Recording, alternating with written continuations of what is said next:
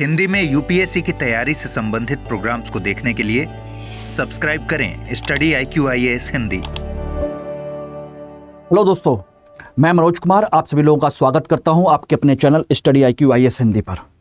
दोस्तों, आज राजमाता या कह लीजिए बहुत बड़ी सुधारक या कह लीजिए कि बहुत महान शासिका में से एक अहिल्याबाई होलकर की जन्मतिथि है, यानी कि 31 मई को। इनका जन्म 31 मई 1725 को अहमदनगर के चौड़ी गांव में हुआ था और उसी उपलक्ष्य में आज इनकी जन्मतिथि मनाई जाती है। तो मैंने सोचा कि क्यों ना इस मुद्दे पर आप लोगों के साथ में एक चर्चा की जाए और हम सब लोग जानने की कोशिश करें कि इतनी महान देवी, जिसे एक ब्रिटिश इतिहासकार जॉन की ने एक दार्शनिक महिला के तौर पर इनको व्याख्यायित किया, कहा कि एक दार्शनिक शासिका थी। अगर उन्होंने इतना बड़ी बात कही है तो हमें जरूर भारतीय लोगों को अपनी समाज, अपनी संस्कृति के दृष्टिकोण से पता होना चाहिए कि देवी अहिल्याबाई होलकर थी कौन और किस प्रकार से उन्होंने एक महान शासिका के तौर पर या एक महान समाज सुधारक के तौर पर किस प्रकार से कार्य किया था। तो चलिए आज उनकी पुण्यतिथि पर इसी बात को जानने की कोशिश करते हैं, देवी अहिल्याबाई होलकर के बारे में। दोस्तों, ये बात आप अच्छे से जानते हैं कि देवी अहिल्याबाई होलकर होलकर साम्राज्य से संबंधित रही हैं। उनके बारे में हम जो चर्चा करेंगे, लेकिन उससे पहले आप लोगों को एक महत्वपूर्ण चीज मैं आपको बता देना चाहता हूं कि इस समय आज अर्ली स्टार्ट ऑफर का लास्ट दिन है, जो आप लोगों को जीएस के फाउंडेशन बैच में एडमिशन लेने के लिए मौका मिला हुआ है। तो एक मई मॉर्निंग का बैच है और इसमें एडमिशन की लास्ट डेट भी आज है। तो जल्द से जल्द आज इस बैच को ज्वाइन कर लीजिए। MK लाइव कोड के माध्यम से ये बैच आप लोगों को मिल जाएगा मात्र 31,499 रुपए में, जिसमें सब कुछ कंप्लीट होगा। यानी कि 2026-2027 को टारगेट करते हुए आपकी कंप्लीट तैयारी, आपको बाहर से कुछ भी लेने की जरूरत नहीं है, ना आपको टेस्ट सीरीज की, ना आंसर राइटिंग के सेशन की, ना बुक्स को परचेज करने की, ना कोई पर्सनल मेंटरशिप कहीं और से लेने की, कुछ भी, सब कुछ इसमें इंक्लूड है। ठीक ना, प्री से लेकर के इंटरव्यू तक, यानी कि फाइनल सिलेक्शन तक सब कुछ इसमें इंक्लूड है। तो जल्दी कीजिए, आज इस मौके का फायदा उठाइए। हम लोग जानने की कोशिश करते हैं आज देवी अहिल्याबाई होलकर के बारे में। देवी अहिल्याबाई होलकर एक महान समाज सुधारक, महान शासिका के तौर पर हम लोग जानते हैं। होलकर डायनेस्टी आप लोग अच्छे से जानते हैं कि आपके मराठा परिसंघ के 5 राज्य थे, जिनमें आपका इंदौर के होलकर, नागपुर के भोंसले, बड़ौदा के गायकवाड़, ग्वालियर के सिंधिया और पूना के पेशवा। ये 5 राज्यों का एक संघ हुआ करता था जिसे मराठा परिसंघ कहते थे। तो उनमें से इंदौर के ये हैं। और इंदौर के होलकर में से एक महान शासक रहे थे मल्हार राव होलकर। ये आपने नाम सुना होगा, मल्हार राव होलकर। ठीक है ना। और मल्हार राव होलकर के ही एक पुत्र हैं जिनका नाम था आपके, कहा जाए तो खांडे राव होलकर।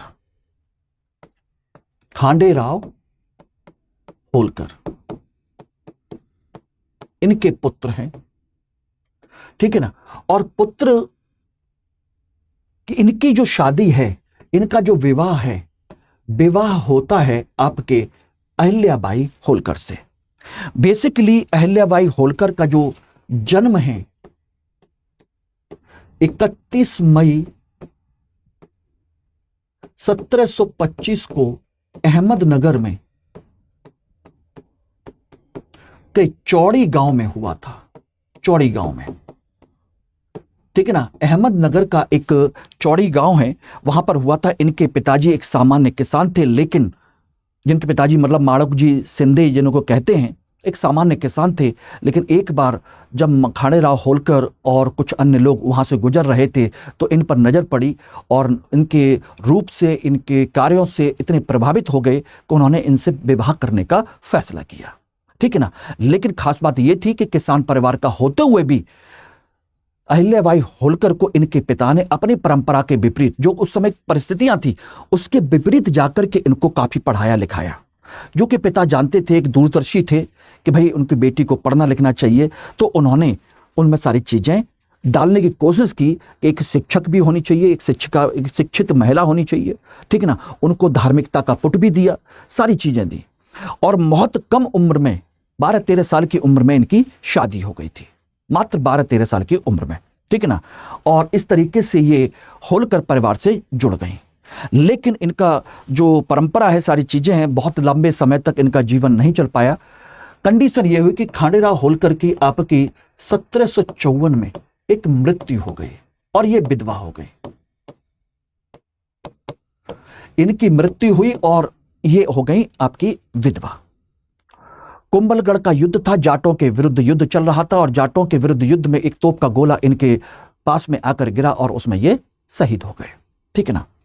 कंडीशन ये थी कि उस समय एक सती प्रथा की परंपरा भी प्रचलित थी और सती प्रथा की परंपरा प्रचलित होने के बावजूद भी इन्होंने सती होने का फैसला तो किया था, लेकिन इनके ससुर मल्हार राव होलकर ने बहुत विनती की, अपनी भावनात्मक अपील की, सारी चीजें की, तब जाकर के इन्होंने सती होने से पीछे हटने का फैसला किया था।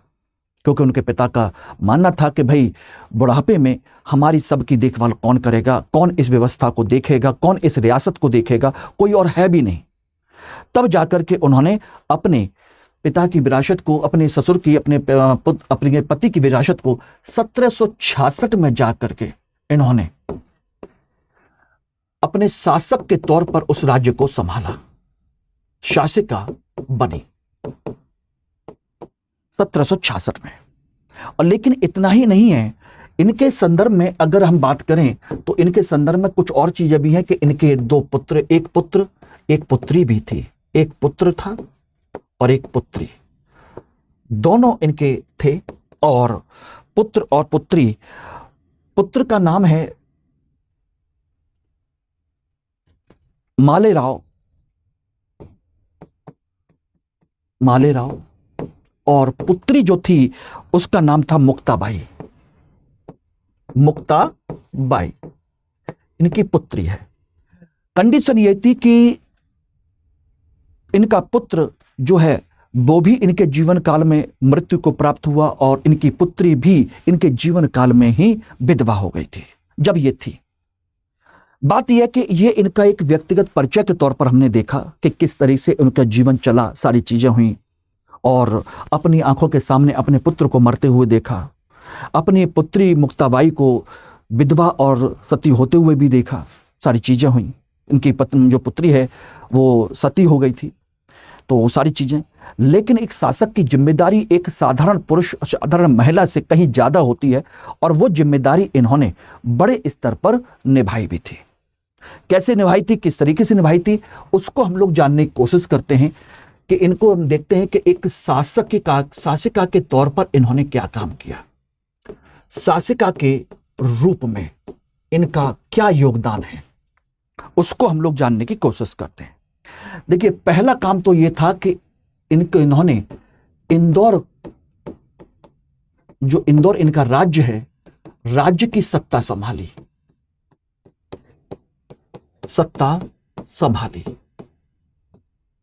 ठीक है ना। और संभालने के बाद उसमें सुख शांति लाने का प्रयास किया, सुख शांति का प्रयास किया, यानी कि समृद्धता लाने के लिए कोशिश की उन्होंने, शांतिपूर्ण राज्य में परिवर्तित करने की कोशिश की, ठीक है ना। दूसरा, इन्होंने एक चीज और भी थी, एक न्यायप्रिय शासक के तौर पर इन्होंने अपनी भूमिका निभाई, न्यायप्रिय शासक के तौर पर। और न्यायप्रिय शासक के तौर पर उन्होंने भूमिका निभाई। सोचिए, एक गलत कार्य में अपने पुत्र मालेराव, अपने सगे पुत्र मालेराव को मृत्युदंड दिया, हाथी से नीचे कुचलवा दिया, हाथी के पैरों से अपने पुत्र को उन्होंने कुचलवा दिया, जो इनका अपना इकलौता बेटा था, क्योंकि उसने कुछ गलत काम किए थे जिसकी वजह से समस्या उत्पन्न हुई और अल्टीमेट उन्हें अपना फैसला सुनाना पड़ा, ठीक है ना। तीसरी चीज, अगर हम शासन प्रशासन के तौर पर देखा जाए तो सैन्य संगठन को इन्होंने मजबूत किया, सैन्य संगठन मजबूत किया। और मजबूत करने के बाद एक बहुत ही, कहा जाए कि भरोसेमंद, बहुत ही कहा जो व्यक्ति है तुकोजी मल्हार,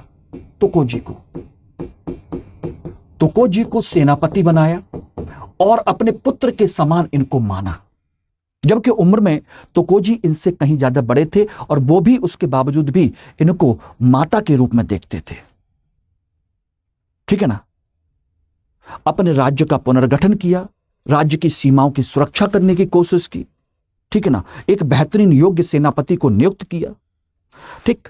और चौथी बड़ी चीज थी कि प्रशासन में पारदर्शिता के लिए, पारदर्शिता तथा जनकल्याण के लिए वह प्रतिदिन जनता से मुलाकात करती थी, प्रतिदिन जनता से मुलाकात करती थी। मुलाकात यानी कि लोगों से मिलना, उनकी समस्याओं को समझना, सारी चीजें करना, यह उनके जीवन का एक हिस्सा था, सारी चीजें थी। ये सब कुछ उन्होंने किया था। व्यक्तिगत रूप से उनको सुनना, उनकी समस्याओं को देखना। ठीक है ना। और तो और अपने शासन प्रशासन में सोचिएगा, महिलाओं को भी नियुक्त किया। यह एक बहुत बड़ी चीज है। महिलाओं को भी नियुक्त किया अपने शासन प्रशासन में, उनकी योग्यता के आधार पर उनको पदों को आवंटित किया, उच्च पद दिए, जो कि अपने आप में उस समय एक बहुत बड़ा क्रांतिकारी कदम है, क्रांतिकारी कदम माना जाता है ये उनका। सोचिएगा कि महिलाओं को उच्च पदों पर नियुक्त करना एक बहुत बड़ी चीज है। ठीक। तो शासिका के तौर पर हम इनको देख सकते हैं। इसके अलावा हम अन्य और चीजें भी देखें तो अन्य इंपॉर्टेंट चीजें भी हम लोग इसमें देखने की कोशिश कर सकते हैं। तो जैसे हम कहें तो इनका कुछ अन्य योगदान भी है। लोगों के कल्याण के लिए उन्होंने और भी काम किए। लोगों के कल्याण के लिए, कल्याण हेतु उन्होंने कई सारे काम किए हैं। ठीक है ना। जैसे उन्होंने कृषि को बढ़ावा दिया, कृषि को बढ़ावा दिया। ठीक है ना। उन्होंने उद्योगों को बढ़ावा दिया, उद्योगों को बढ़ावा दिया। और तो और इनकी जो राजधानी है, इनकी राजधानी हुआ करती थी दोस्तों महेश्वर। महेश्वर को उन्होंने एक बहुत बड़ा, कहा जाए तो हम कह सकते हैं कि साड़ी बनाने का एक बहुत बड़ा केंद्र, वस्त्र उद्योग का केंद्र बना दिया। वस्त्र उद्योग का केंद्र बनाया। और आज भी सोचिए कि महेश्वरी साड़ी के नाम से बहुत सारी चीजें आज भी प्रसिद्ध हैं, बहुत सारी चीजें प्रसिद्ध हैं।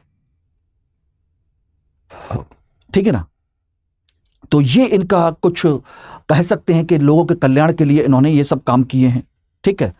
और इसके अलावा हम अगर चीजों को देखने की कोशिश करें तो इन्होंने अन्य जो चीजें हम देख सकते हैं धार्मिक सांस्कृतिक दृष्टिकोण से, तो वो भी हम देखेंगे कि इन्होंने धार्मिक सांस्कृतिक दृष्टिकोण से क्या क्या काम किए। देखिए, इन्होंने धार्मिक सांस्कृतिक दृष्टिकोण से अनेक, देखिए, नहरों का निर्माण करवाया, नहरों का, बांध का निर्माण करवाया, कुछ तालाब इन्होंने बनवाए, कई सारे नहर हैं, बांध हैं, तालाब हैं, इन सभी चीजों का इन्होंने निर्माण करवाया। ठीक ना। इसके अलावा उन्होंने कई घाट बनवाए, घाट जैसे वाराणसी का घाट, वाराणसी का घाट का निर्माण करवाया, जिसे कुछ लोग कहते हैं मणिकर्ण का घाट या अहिल्या घाट भी कहा जाता है, उसका निर्माण करवाया, अहिल्या घाट। ठीक है ना। ये घाट उन्होंने बनवाया। उन्होंने कई सारे मंदिरों का निर्माण करवाया, मंदिरों का पुनरुद्धार करवाया। आपको पता नहीं होगा, आपको पता होना चाहिए, काशी का विश्वनाथ मंदिर, काशी का विश्वनाथ मंदिर भी, उसका जो शिवलिंग है उसकी पुनर्स्थापना करवाई, उसका पुनरुद्धार करवाया। ठीक है ना। और तो और सोमनाथ मंदिर, सोमनाथ मंदिर जो गुजरात में है उसका भी पुनरुत्थान करवाया, वहाँ भी से आपका सारी चीज़ें की। उसके अलावा द्वारका, गया, बद्रीनाथ जैसे तीर्थ स्थल जितने भी हैं, रामेश्वरम हैं, ठीक है ना, उनको भी उन्होंने देखा। रामेश्वरम सोचिए तमिलनाडु में, गया बिहार में, बद्रीनाथ उत्तराखंड में, ठीक है ना, बद्रीनाथ, ये सब जो हैं ऐसी सारी चीजें उन्होंने उनका कुछ ना कुछ निर्माण करवाया, निर्माण में योगदान दिया। तो ऐसा नहीं कि उन्होंने धार्मिक सांस्कृतिक दृष्टिकोण से कुछ ना किया हो, और तो और उन्होंने अनेक धर्मशालाएं बनवाई, अनेक धर्मशालाएं लोगों के रोकने करने के लिए, विद्यालय बनवाए, विद्यालयों का निर्माण किया। कौन शासक है जिसके बारे में आप कह सकते हो कि इतना ज्यादा उसने योगदान दिया हो? और तो और अगर उस समय कोई अनाथ है तो अनाथालयों का भी निर्माण करवाया, अनाथालयों का भी उन्होंने निर्माण करवाया था, ठीक है ना। अब ये तो हो गया, इसके अलावा कुछ और चीजें भी देखोगे तो एक सबसे बेहतरीन कदम था, उसका सबसे मोस्ट इंपॉर्टेंट कदम इनका जो था वो ये था कि यदि कोई स्त्री विधवा हो जाती थी तो उस कंडीशन में अगर उसके कोई पुत्र नहीं है तो उसकी संपत्ति, उसके पति की संपत्ति पूरी राज्य को चली जाती थी। और इन्होंने इस बात को बदला, यानी कि विधवा, पुत्र विहीन, संतान विहीन, पुत्र या संतान विहीन विधवाओं को संपत्ति का अधिकार दिलवाया, संपत्ति का अधिकार दिया। यह बहुत बड़ी चीज है, और ये सारी चीजें वही समझ सकता है जो खुद उस दौर से गुजरा हो, ठीक है ना। ये बहुत बड़ी चीज थी, तो अब आप समझ लीजिएगा। इसके अलावा यहां पर देखा जाए तो भूखों के लिए उन्होंने अन्न सत्र खुलवाए। अन्न सत्र बोले तो अन्न क्षेत्र, जहां पर भूखों को भोजन मिलता है। किसी शासक के बारे में बताइए कि किसी शासक ने इतना सारा काम किया हो, बताइए किसी शासक ने इतना सारा काम किया हो। इसके अलावा अगर हम बात करें तो कला संस्कृति, कला के क्षेत्र में भी आप देखेंगे तो कई महत्वपूर्ण इनके योगदान है। कला संस्कृति में, कला संस्कृति में इन्होंने कई विद्वानों को संरक्षण दिया, विद्वानों को संरक्षण दिया था। जैसे मराठी विद्वान, मराठी के दो बेहतरीन विद्वान हैं, मोरोपंत और साहिर अनंत गांधी, ठीक है ना। मोरोपंत और साहिर अनंत गांधी, अनंत गांधी, इनको संरक्षण दिया। बहुत बड़े मराठी के विद्वान हुआ करते थे। उसके अलावा एक संस्कृत विद्वान है, संस्कृत विद्वान खुशाली राम,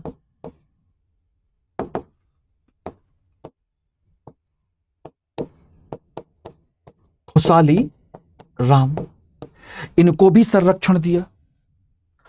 तो इस तरीके से ये सारी चीजें उनके समय में हुई थी, और यही वजह है कि जॉन की ने इन्हें दार्शनिक रानी कहा था। जॉन की, एक ब्रिटिश इतिहासकार, ब्रिटिश इतिहासकार ने इन्हें दार्शनिक रानी की संज्ञा दी, दार्शनिक रानी की संज्ञा दी। अगर देखा जाए तो हमारे देश में एक से बढ़कर एक उन महान विभूतियां हैं जिनके बारे में हमें सच में जानना चाहिए कि उन्होंने कितना बड़ा योगदान अपने समय में लोगों के कल्याण के लिए, अपने देश के लिए, अपने देश की प्रजा के लिए किया है। सच में जानना चाहिए, और इसीलिए इतिहास हमें पढ़ना चाहिए। और कहीं ना कहीं यूपीएससी इस बात पर जोर देता है कि हमें अपनी संस्कृति, अपनी सांस्कृतिक परंपरा की जानकारी हो। अहिल्याबाई को इसीलिए राजमाता या महेश्वरी देवी के नाम से जाना जाता है और आजादी के बाद भारत सरकार ने उनके नाम पर डाक टिकट भी जारी किया। ठीक है ना, ये बहुत बड़े उनके योगदान हैं और जितना पढ़ा जाए उतना कम है। कुछ लोगों ने इनके लिए ये भी कहा, कुछ लोगों ने क्रिटिसाइज भी किया कि इन्होंने रूढ़िवाद को बढ़ावा दिया, धार्मिक चीजों को बढ़ावा दिया, सेना को मजबूत नहीं किया जो अंग्रेजों से लड़ सकते। यह भी कहा, जबकि कई सारे युद्ध में देवी अहिल्याबाई होलकर खुद सेना में खुद लड़ने गई थी, सेनापति बनकर के, तलवार लेकर के, क्योंकि इनके जो ससुर हैं मल्हार राव होलकर ने इन्हें विशेष ट्रेनिंग प्रशिक्षण उन्होंने दिया था। ठीक है ना, इस वजह से कई सारे युद्ध का नेतृत्व किया इन्होंने, जीती भी है। लेकिन लोग हर व्यवस्था में कमियां निकाल ही लेते हैं और समय के अनुसार हम देख सकते हैं सबकी अपनी अपनी सोच होती है, सबके अपने अपने परंपराएं होती हैं। तो ये उनका एक बहुत बड़ा योगदान है अहिल्याबाई होलकर का। और आज उनकी जन्मतिथि के उपलक्ष्य में हमको जरूर ये जानना चाहिए कि क्या है, कैसे है। और इनकी मृत्यु जो हुई थी अंत में 13 अगस्त 1795 को इनकी मृत्यु हो गई थी, 1795 को। लेकिन ध्यान रखिएगा, तब तक मराठा क्षेत्र अंग्रेजों के अधीन में नहीं आए थे। 1782 में आपकी सालवाई की संधि जरूर हुई थी, लेकिन शांति की संधि अंग्रेजों के साथ चल रही थी और अंग्रेजों से अभी इनकी एक मित्रता का एक दौर चल रहा था, बस इतना समझ लीजिएगा। और जब इनकी मृत्यु हो गई तो इसके बाद शासक आए। हालांकि इन्होंने बाद में अपने दूर के एक रिश्तेदार हैं उनके पुत्र मल्हार राव को ही गोद लिया था, लेकिन उसने भी इनको कोई बहुत ज्यादा सुख नहीं दिया, वो भी इनको परेशान करता रहा। ठीक है ना, तो ये सारी चीजें हैं। मल्हार राव हम समझ सकते हैं। ठीक है ना, चलिए। और इसी तरीके से अगर आप जानना चाहते हैं, करना चाहते हैं, तो अर्ली स्टार्ट ऑफर के थ्रू, जो कि 31 तारीख तक यानी कि आज तक ये ऑफर आपके पास मौजूद है, तो आप आज जून बैच इतिहास वैकल्पिक विषय का मेरे साथ ज्वाइन कर सकते हैं, जो कि 2 तारीख से शुरू हो रहा है। इतिहास पढ़ना है तो मनोज सर के साथ यानी कि मेरे साथ जुड़िए।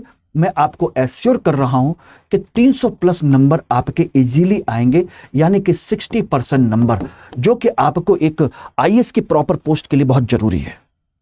और सपना तो आप लोग उसी तरीके से देखते हैं। इसमें आपको लाइव क्लासेस, टेस्ट सीरीज, ये सब कुछ मिलेगा, लेकिन आपको कोड लगाना पड़ेगा। डिस्काउंट के लिए 12,999 रुपए में आज के लिए बैच मौजूद है और वह है आपका MK लाइव। तो इस कोड को लगाइए और तैयारी कीजिए मेरे साथ और 300 प्लस नंबर लाने के लिए मेहनत कीजिए। मैं और आप टिल सिलेक्शन साथ में है।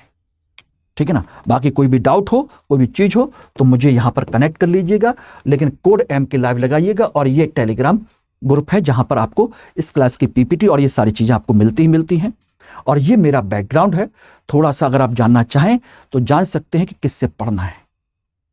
ठीक है। और ये रहा आपका टेलीग्राम बारकोड, जिसके थ्रू आप मुझसे जुड़ सकते हैं। Thank you very much. Hindi में UPSC की तैयारी से संबंधित प्रोग्राम्स को देखने के लिए सब्सक्राइब करें स्टडी IQ IAS हिंदी।